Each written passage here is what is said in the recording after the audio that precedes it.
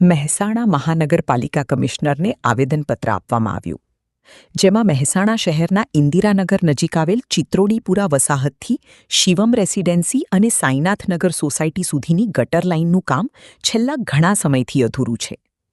ઉપરાંત આ વિસ્તારને જોડતો અંદાજે 700 મીટરનો રોડ મંજૂર થયાને 2 વર્ષ પૂર્ણ થયા છતાં આજ દિન સુધી બનાવવામાં આવ્યો નથી.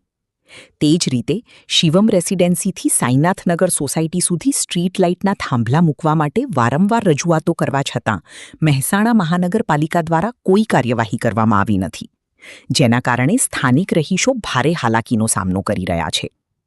આ પ્રશ્નોને લઈને ડેપ્યુટી કમિશનર સાહેબ દર્શનસિંહ ચાવડા સાહેબ દ્વારા બાહેધરી આપવામાં આવી કે 15 દિવસની અંદર સાઈનાથનગર સોસાયટીથી બુદ્ધ વિહાર સુધી રોડ તાત્કાલિક ધોરણે બનાવી આપીશું. સ્ટ્રીટ લાઇટના થાંભલ અને સાફ સફાઈના કર્મચારીઓને મોકલીશું અને ઝડપથી ગટરની કામગીરી શરૂ થાય તે માટે કામ કરીશું.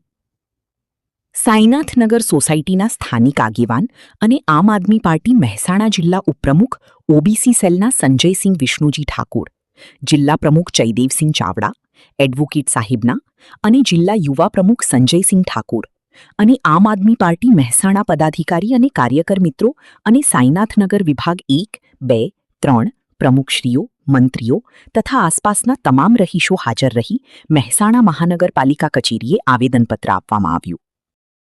આમ આદમી પાર્ટી જિલ્લા ઉપપ્રમુખ મહેસાણા. અમે રજૂઆત છેલ્લા 5 વર્ષથી રજૂઆત કરી રહ્યા છીએ.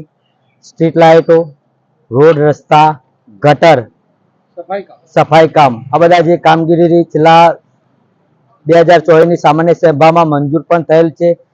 700 મીટરનો રોડ મંજૂર કરેલ છે.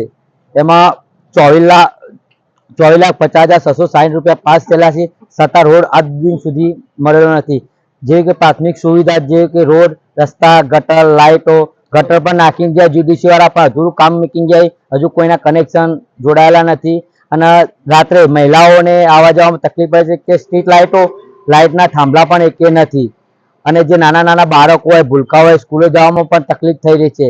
અને રાત્રે જો કોઈ બીમાર હોય, દવાખાનું હોય, ડિલિવરીનો કોઈને કેસ હોય તો રાત્રે એમ્બ્યુલન્સ પણ આવી શકતી નથી, રિક્ષા પણ આવી શકતી નથી, એવી પરિસ્થિતિ છે. 5 વર્ષ પહેલાથી અરજી કરી હતી, પણ કોઈ લાઇટ, ગટર લાઇટ અને લાઇટ બિલ, રોડ કશું આવતું નતું. અમારા નાના છોકરા છે અને નિશાળ જવા માટે, રોડો માટે એટલી તકલીફ છે કે કોઈ બી જોવો એ નથી આવતું. પર કામ નહીં કરવામાં આવે તો ભવિષ્યમાં આના ઉપર અમે આંદોલન કરીશું અને અહીંયા જરૂર પડશે તો આ બધા બહેનો સાથે અને ભાઈઓ સાથે, વડીલો સાથે ભૂખ હડતાલ પર ઉતરી જઈશું. મહેસાણાની વિસ્તારના અંદર 2 પ્રકારના સમાજ રહે છે. એક સમાજ એ છે કે જે પૈસે ટકે સુખી છે અને બીજો સમાજ એ છે જે આર્થિક રીતે મધ્યમ વર્ગ અને ગરીબ વર્ગના છે.